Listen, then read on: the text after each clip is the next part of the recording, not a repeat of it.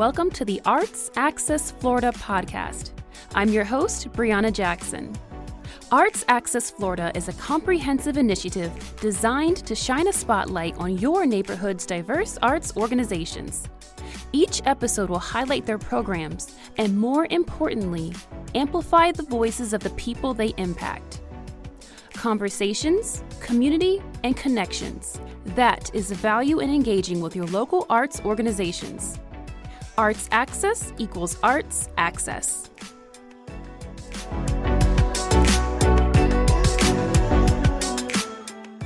Support for Arts Access Florida comes from the Community Foundation of Tampa Bay, championing philanthropy, encouraging and connecting givers to bring lasting good, investing in education and economic mobility. Learn more at cftampabay.org.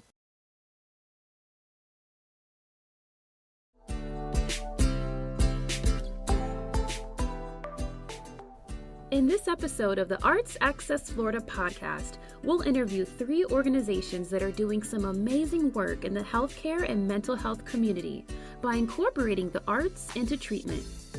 We speak with Kerry Kriseman from Creative Clay, whose mission is to make art accessible for people with disabilities while striving to achieve equality. We also talk with Amy Wiggs from the Imperial Symphony Orchestra and Alice Nuttall from the Lakeland Regional Health. The orchestra's partnership with Lakeland Regional Health works with caregivers and patients through music. Finally, we speak with Nora Paine from new Tampa Players about the Penguin Project, which provides theatrical experiences for young adults and students with special needs.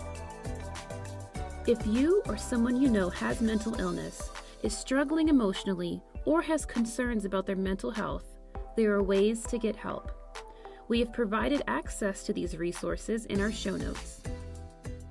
Hi, Kerry. Welcome to the Arts Access Florida podcast. How are you? I'm doing great. Thank you. And thank you for having me today. How about you tell us a little bit about what Creative Clay is exactly, as well as the mission behind it?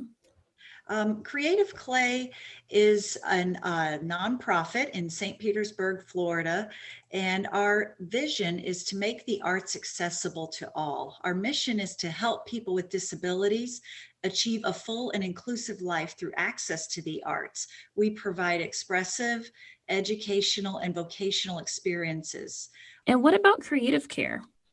Creative Care is our arts and wellness program. It serves patients, families, and caregivers in healthcare communities. It was started in 2008 as a pilot project with a grant from the Allegheny Franciscan Ministries. And the idea was to offer arts to patients, families, and clinicians at St. Anthony's Hospital, All Children's Hospital, Benedict Haven, which is a group home, and the Ronald McDonald House. In 2013, the St. Pete Glitter Queens presented Creative Clay with a $28,550 check for our Creative Care children's programs. And then we were contracted by St. Anthony's to provide arts and healthcare to their patients and staff in the behavioral health, skilled nursing, orthopedics, and oncology units. And that program ended in 2015 when St. Anthony's began its own internal arts and healthcare program. Before the pandemic, Creative Care's teaching artists were providing art outreach at Goodwill, Casa, Menorah Manor, and Sable Palms. And later this year, Creative Clay hopes to launch the Creative Care Workshops for Women, which is a therapeutic arts program for female military personnel and veterans. This program will serve female veterans or active duty military. One of our teaching artists, Kinsey Rodriguez, is a registered art therapist, and she and our director of ArtLink Vocational Services, Marcy Miller, will oversee the program over 4 8-week sessions. And this program is funded in part by Community Foundation of Tampa Bay. And the goal of this new program is to tailor art experiences that will help reduce the effects of post-traumatic stress and depression symptoms often associated with the unique experiences that women in the military have. Mm-hmm. So that's where Creative Care stands for right now. It's been, it's a long-standing program, but it's transitioned through the years based on how arts and healthcare has changed that industry. Mm-hmm. And how has How has art impacted both patients and caregivers within the healthcare setting?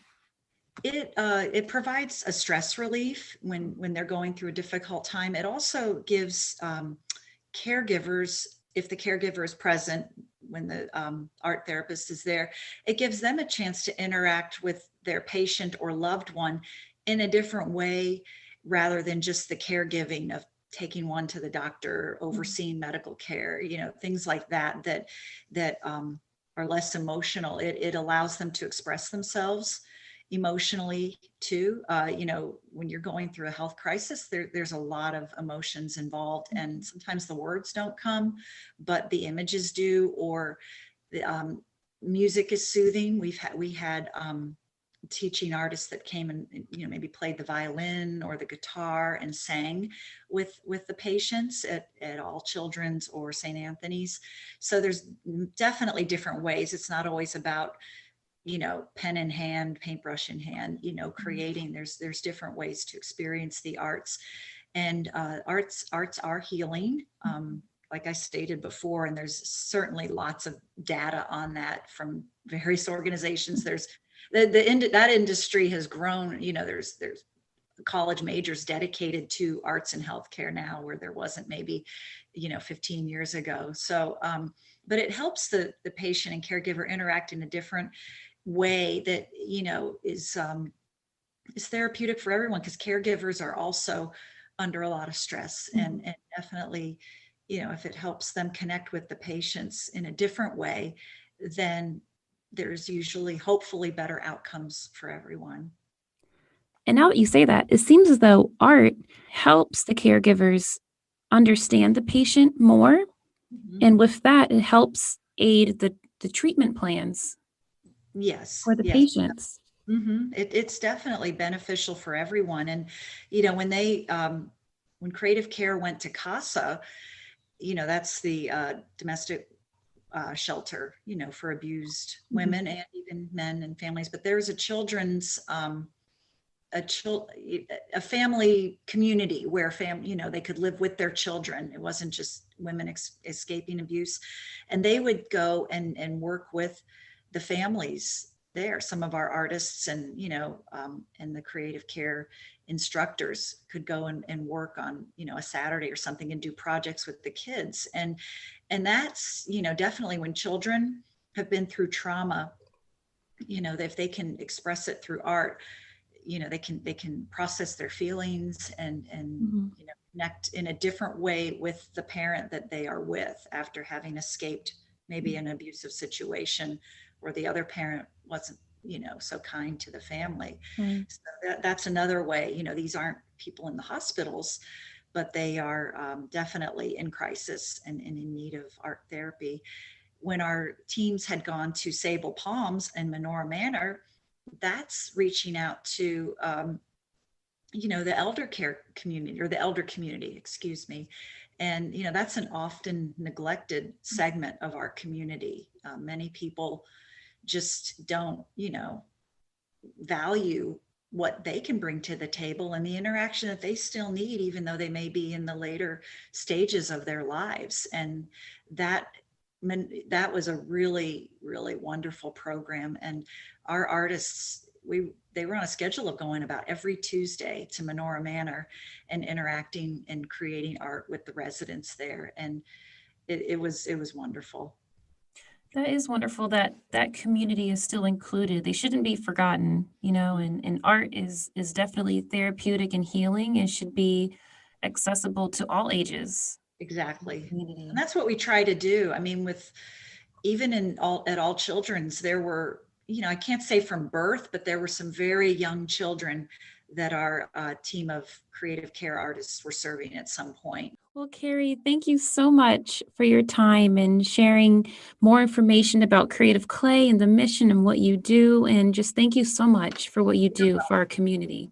Well, thank you for having me, and thank you for what you all are doing with this, the Arts Access platform, and you all are making the arts accessible as well.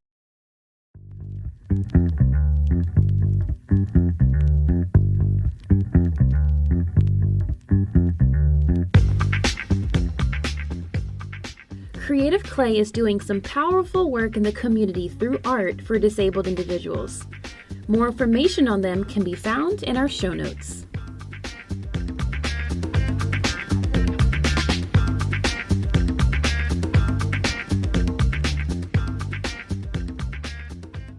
Hi, Alice and Amy. Welcome to the Arts Access Florida podcast. Thanks so much for having us. Well, I'm really looking forward to learning more about this great organization. So, Amy, I'll start with you. Can you tell us about the Imperial Symphony Orchestra? I'd be glad to. Since 1965, the Imperial Symphony Orchestra, or a version of it, has been performing in and around the Lakeland and Polk County area. We started, as many symphonies do, as a community orchestra, and to celebrate our 50th anniversary, we actually made the leap to a professional symphony. And so we represent 48 musicians from Lakeland and Central Florida, and we perform symphony concerts, children's concerts, school day concerts, and even an opera. We're one of the few symphonies in the world that creates its own opera every year. So we're pretty lucky to have such an amazing resource right here in Polk County. Can you tell us a little bit more about the partnership with the Imperial Symphony Orchestra and Lakeland Regional? How did this idea come to life? Well, Amy, I'm going to let you take that because you actually called me first, and it was one of the best phone calls I've received in months and months. So, Amy, how did you first have the idea? Oh, I love that, Alice. Thank you. Well, my board chair, her husband is a physician, and so she has been very intentional about making sure that our healthcare professionals and our first responders were taken care of and recognized for all that they've been doing. And so we took the steps that we could and dedicated a video concert series and some things to their honor and trying to recognize them as best as we could. And I, to be honest, was watching, I think, a CBS News story about how in areas that were much more severely impacted than Lakeland, Florida, obviously, but how the mental health toll that the pandemic was taking on healthcare workers who were literally having to make decisions about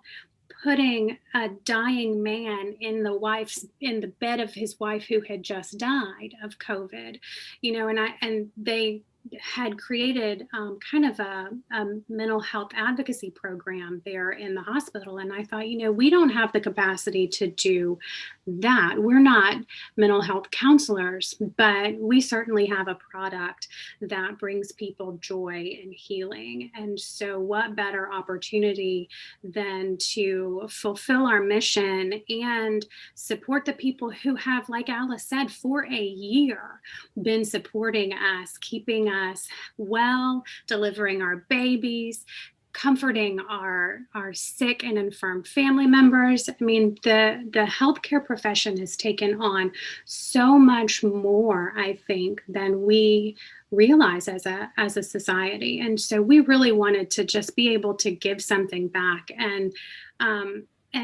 share. And selfishly too, it gives our musicians an opportunity to play, and that's something that feeds their mental health as well. So when we're in the lobby performing for people, even as they're walking by, you can see their demeanors change.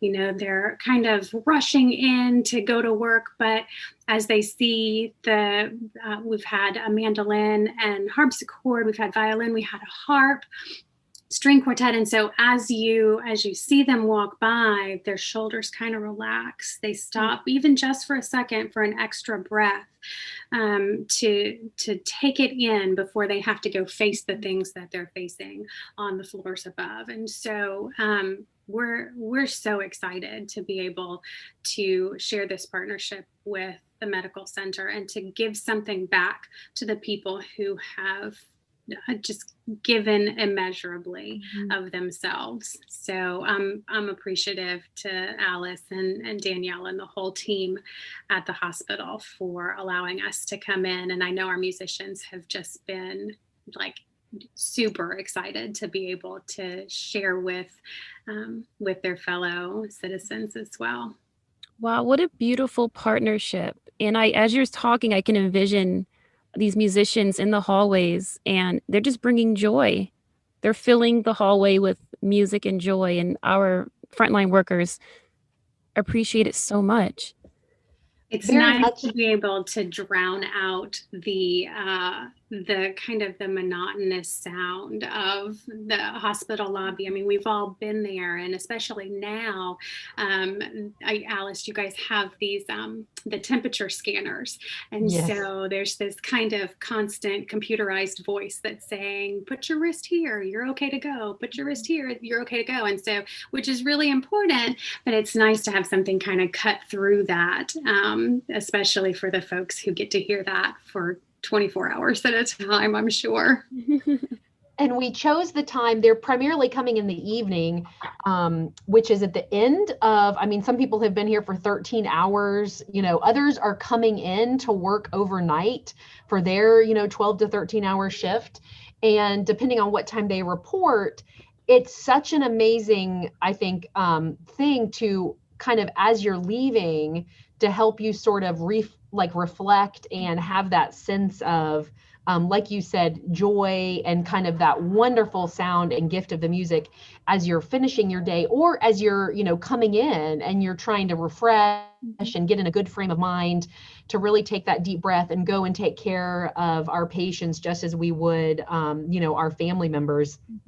And, for exhausted, weary team members, it really feeds an important part. Because one of the things that I know, especially in my work around resiliency, is that exhaustion, you don't only have to get good sleep to repair and restore the type of exhaustion we're feeling. We also need to fill ourselves with nurturing things other than just sleep and time off from work. And one of those things is the arts. And, obviously it's for some people, it's a bigger part of their lives than others, but all of us are impacted, just as we also need to be making time to get out into nature or to connecting with individuals that are restorative and nurturing to us, connections with people, connections with music, connections with anything that gives you a sense of awe. Like if you have that overwhelming feeling of beauty in the moment, that is one of the most positive things you can do for your neuro and psychological health. If you can experience those moments of awe more frequently, it actually buffers you more against the hardships and things that we may have on a day-to-day basis, or in something like this, with COVID. Wow. And I love that you said the keyword connections. And one thing about 2020 and everything that's happened is it's brought people together, and connection is so important, with everyone being isolated or families, being separated from loved ones who are in the ICU, just the importance of connection. And this partnership is certainly bringing that.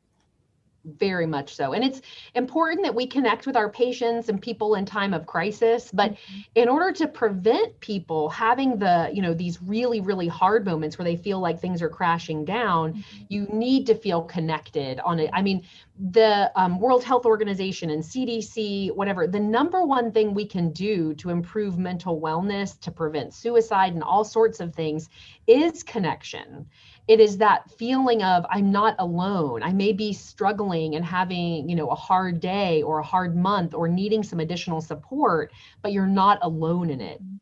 That connection is what, in fact, gives people hope. Yes.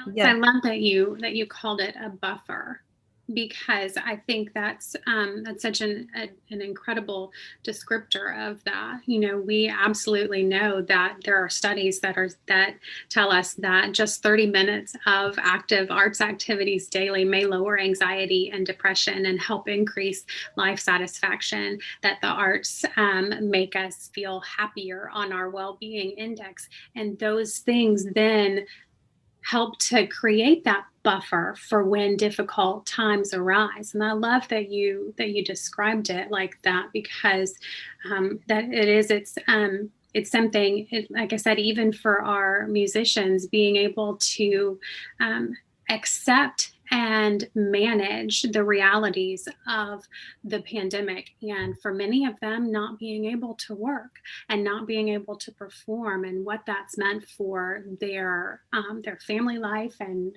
caring for seniors who live with them. I mean, it's just been this opportunity has been so great in kind of rebuilding their buffers as well. I really love that description. Yeah, the passerbys, we've had so many wonderful comments from people in the medical center. We've still had to be really cautious with visitors, of course, because of COVID and the temperature screenings and that sort of thing.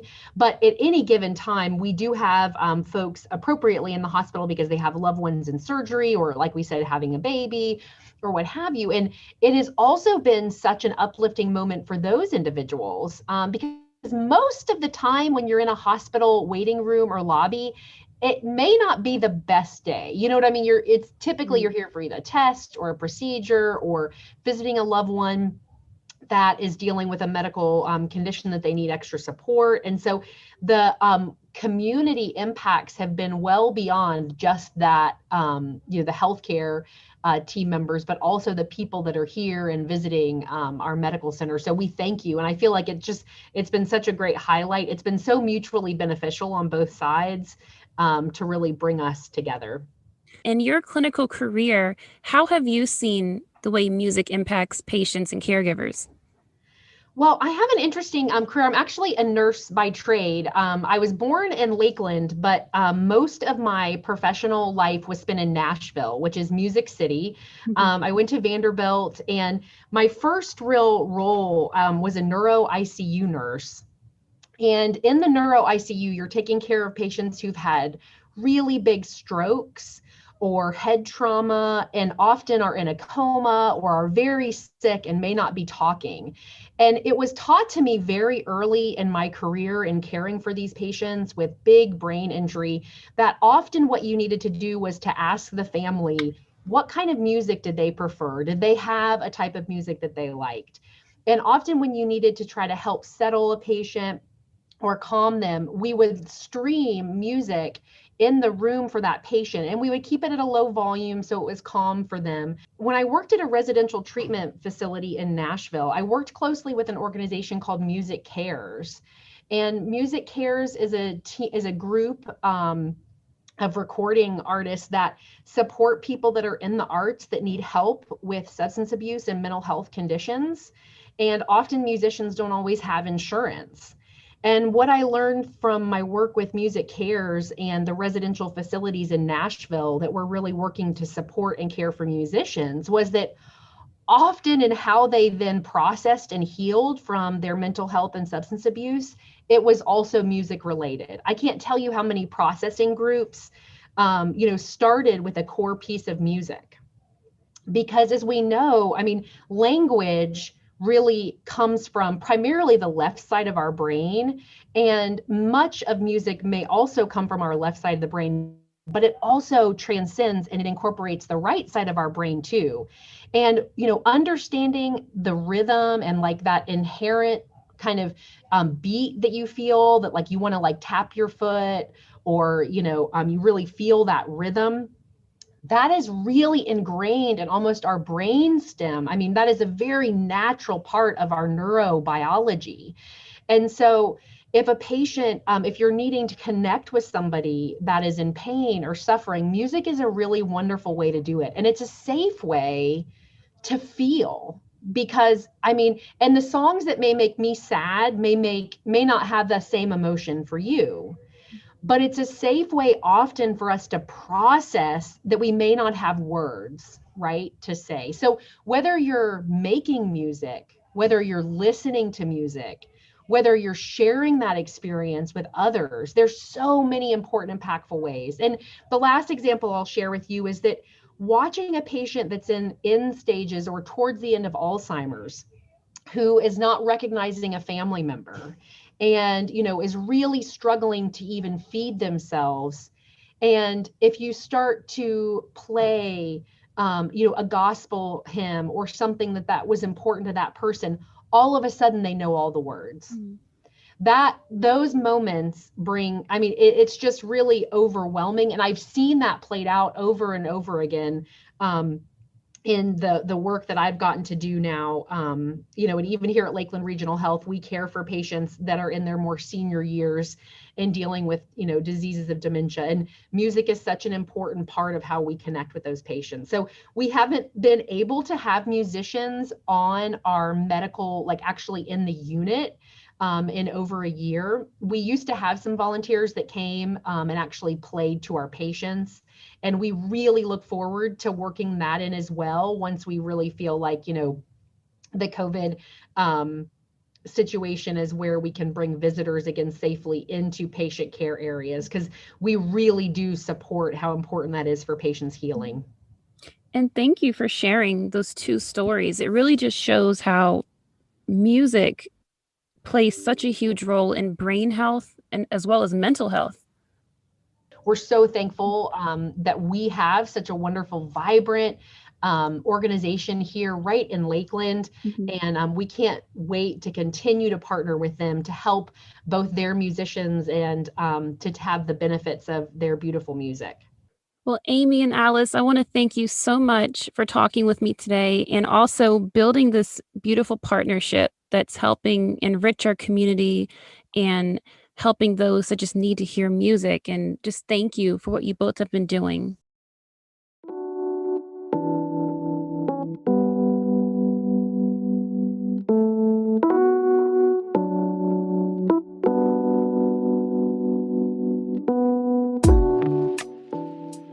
As we just heard, everyone can use some classical music to de-stress. I know I can. Classical WSMR is your locally programmed 24/7 classical music station that's dedicated to playing the best works music has to offer.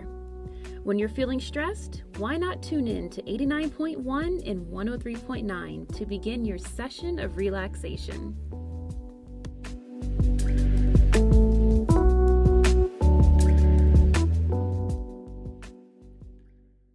Hi, Nora. Welcome to the Arts Access Florida podcast. Thank you so much for having me. Why don't we start with who you are and what is New Tampa Players? All right. Well, I'm Nora Paine. I'm the president of New Tampa Players, and it's a local community theater up here in New Tampa. And we are known for our musicals. We're also known for the Penguin Project. Tell us more about the Penguin Project. Penguin Project is, I found Penguin Project back a couple of years ago. And Penguin Project is a theater program for children and young adults with special needs.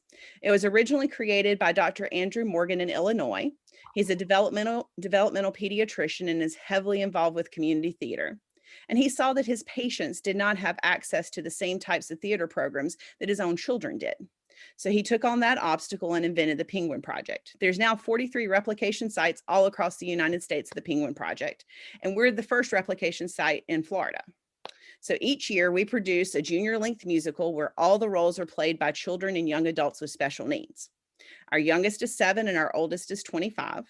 And each young artist is matched with a peer mentor who works with them throughout the production process, even including the performances. The peer mentor is there to support them, whether they need a line whispered in their ear or a hand squeeze of reassurance. So in 2019, we produced Aladdin Jr. with a cast of 60. And in 2020, just before quarantine, we produced Peter Pan Jr. with a cast of 80. So we're hoping that we can do Mary Poppins Jr. in 2022. Wow, this sounds like such an amazing project. I took a peek at your website because I was so intrigued by what this is. And I noticed that instead of using the term special needs, you refer to these students as young artists. And I can really admire that. When they're a part of the Penguin Project, they're a young artist when they're on stage. They definitely are. And all the roles in a Penguin Project production are filled by our young artists. Our peer mentors are not there to perform. They do perform in the sense that they're on stage, so they don't stand there stoically or anything. They Mhm. participate in the group numbers, and they interact as, if there's something going on stage that all of us are supposed to pay attention to, they're paying attention to that too, so they don't draw away from the performance. But the Penguin Project productions are not about the peer mentors. They're all about the young artist. And once the production is over, are there lasting relationships after? They definitely do. And we made a lot of ways to make sure that that happened after and during COVID-19, because many of our young artists have really not gone anywhere because of their medical situations during COVID-19. So every Monday, Wednesday, and Friday, we have phone calls over Zoom for 30 minutes where they can just chat. It's the how was your day? How was your day? What did you do? A very popular topic right now is, what did you see on Disney Plus? So WandaVision has been huge. Oh, yes. It's been huge. So we do those, and we've done those ever since the beginning of April. We also did Penguin Project at Home. So that we couldn't do a play over Zoom because that is really, really difficult. But we did a series of 4 classes. So we divided the whole group, peer mentors and young artists, into 4 groups, basically based upon their age.